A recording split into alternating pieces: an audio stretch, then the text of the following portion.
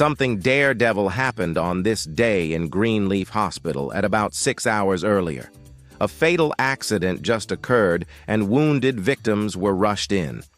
You wouldn't understand how chaotic moments like this can be until you find yourself in such a situation. Don't pray for such. Dr. Hassan happened to be the only experienced doctor available, but fortunately, Dr. Amara Nwachukwu's attention was called upon immediately. She is a surgeon and a well-acknowledged specialist in the country. Everything seems to be in control when Dr. Gbadebo brought in a pregnant patient who needed an urgent operation and was taken to the theater for an emergency CS. Every hand was on deck when everything started to happen very fast. One of Uzor's gang members was also in a pretty bad condition with a gunshot and needed all the attention required regardless of whose ox is gored. And from the look of things, they gave an impression like they just escaped a robbery operation. Uzor wants to see Dr. Amara, but Dr. Gbadebo tried to explain to him to try other hospitals due to the large number of casualties the hospital was having, without knowing that a lady was making a video of the scene. With all that was happening, Dr. Hassan went to give the situation report to his boss, who was already operating in the theater of what was happening at the reception. She had no choice than to ask Dr. Gbemi to join the other doctors to reduce the tension.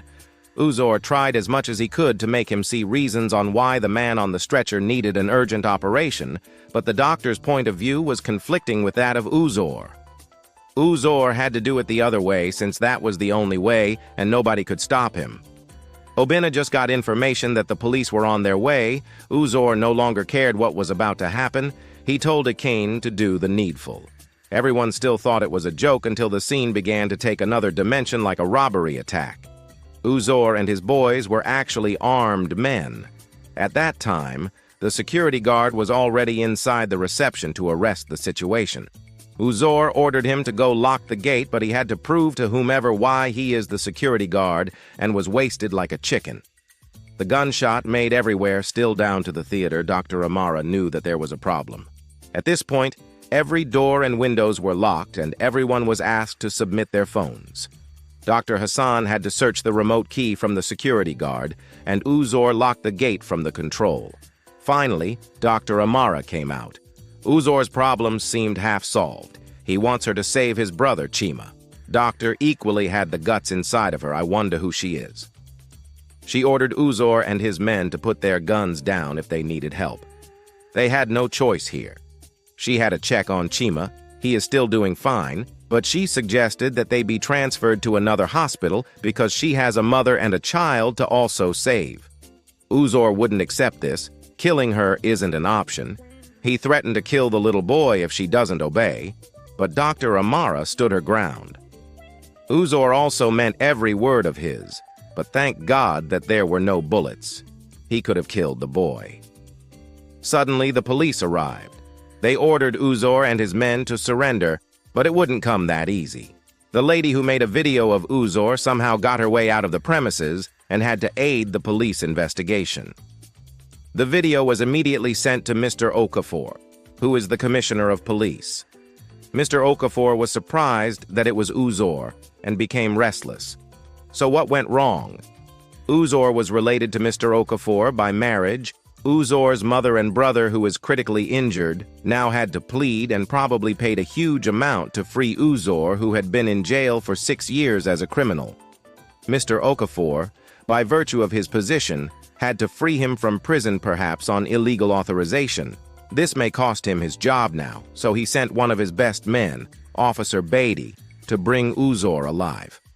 Meanwhile, Dr. Amara was still under threat when Chima's phone rang. It is the commissioner of police. He pleaded with Dr. Amara to save Chima's life, but she disagreed due to the damages caused by Uzor and his gang members. Uzor just wished he could strangle this woman. Just then, Dr. Gbemi suggested that the doctors could have 2 surgeries at the same time if it's the only way to stop the rampage. Dr. Amara was concerned about the cross-contamination that can be transmitted into the 2 patients, but Dr. Hassan also tried to convince his boss that the both operations could be achieved. After much conviction from every party, Dr. Amara had no choice here. The operation was about to commence while Uzor kept following his brother. He was told that he was not permitted inside the theater, but he ignored them. Uzor is really hot-headed. The doctors seem helpless now about his presence. At least he should put on the apron, but they will not dictate for him what to put on. He is always prepared. Just then, a nurse came to tell Dr. Amara that the hospital had no O-negative blood type in the hospital. Things like this easily provoke Uzor, but they had to explain to him why it's important for a blood match.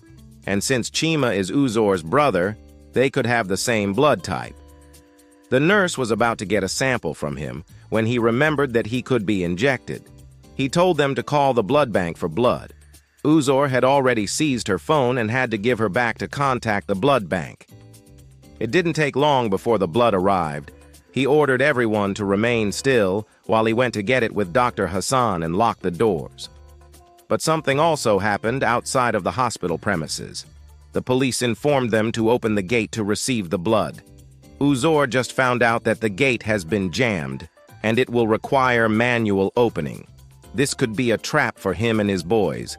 Obinna thought that this could be the hand of the police, so he angrily opened fire on the police officer. This was not the plan for Uzor. He just wanted his brother back alive, but his boys were getting out of hand. Obinna has to be punished severely for his actions. Everyone was still in commotion when they heard the gate open. It was Officer Beatty.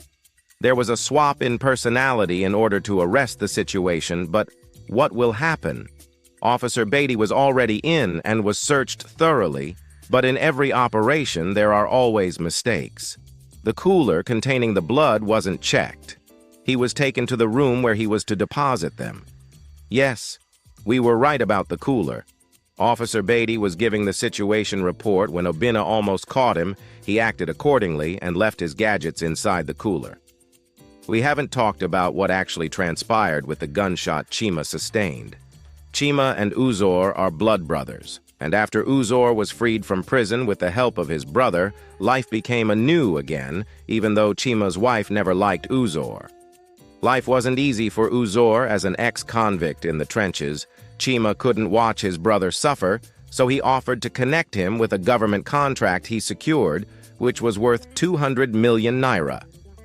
The contract was about solar installations all over different government agencies. Chima had already hired a vehicle from a logistics company, but he wanted Uzor, his brother, to drive the truck because he could only trust his flesh and blood and promised to give him 1 million naira from the deal. You can call it anything, but this is what we call a true blood brother. Thank God he survived the gunshot. So what then happened? Uzor was on his way with the truck loaded with the solar panel when he was ambushed. He immediately called Chima to let him know that the truck had been hijacked. Chima became restless and had to involve the police while he left his wife at home. Chima located the vehicle only to find out that Uzor was behind the stolen truck. Was Chima actually expecting a repentant thief with such an opportunity to become a saint? Uzor never knew that the vehicle had a tracker. He had to beg and make him see reasons that he was stealing from the government. But it was already late. Uzor found out that the police were already involved with the radio he had in hand when a report signal was sent. Chima wouldn't give him a second chance this time, as he confirmed to the police that the truck had been found. Uzor also wouldn't want to go back to the prison, so he had one option left. Chima either joins them or the other way round. Chima couldn't believe with his eyes what he just saw. He would rather die than become part of Uzor's dirty plans. Obinna and Akane were outside when all these were happening, so they shot the man who was confronting their boss. This was actually now a robbery operation as we earlier thought, but rather a coincidence if we pretend to be a bit logical. Chima only didn't survive, but the pregnant woman also. Could this be the reason why Uzor insisted that Dr. Amara and her team resuscitate his brother? He wanted to be left alone with his brother. Uzor also loves his brother more than you can think of. He was just the black sheep of the family. Every family has such a character in the bloodline, so he was hated for this by his parents except Chima, who felt his pains. On the other hand, Obinna and Akene were already having a dispute when Obinna found out that Uzor was trying to be greedy on the deal, only for them to realize that the man who brought the blood was missing. At that point, Officer Beatty was also ready for action. He met with Dr. Amara and introduced himself, and also asked her to keep Uzor in the theater room as long as she could while he took down the others. This was also not easy for Dr. Amara as she plans her next move, but there is something we never knew about her. She is also a personnel in the Nigerian military. These two gangsters seem to be inexperienced or ignorant. They should have spread out in search of this guy with his suspicious moves from the beginning. Akene got a bullet on his head while Obinna took cover. There was an open fire which alerted Uzor. He was still thinking of his next moves when he found out that it was already late. The hostages were already running out while the police got their way inside. It also didn't take Officer Beatty to get down Obinna with his level of experience in the game. Now Uzor was left. Dr. Amara had already locked him inside. Officer Beatty also came, but he was under instruction by the commissioner to bring him back alive, so he received a bullet for it when he opened the door. Uzor wouldn't leave his brother there, but the police were already inside. They also did not shoot him, and while he was trying to escape with his brother, he was injected with a fast-acting paralytic dose, which made him very unconscious. He should have been paralyzed by now, but he was strong enough to still find an escape route outside, while the officers followed him with an order not to shoot.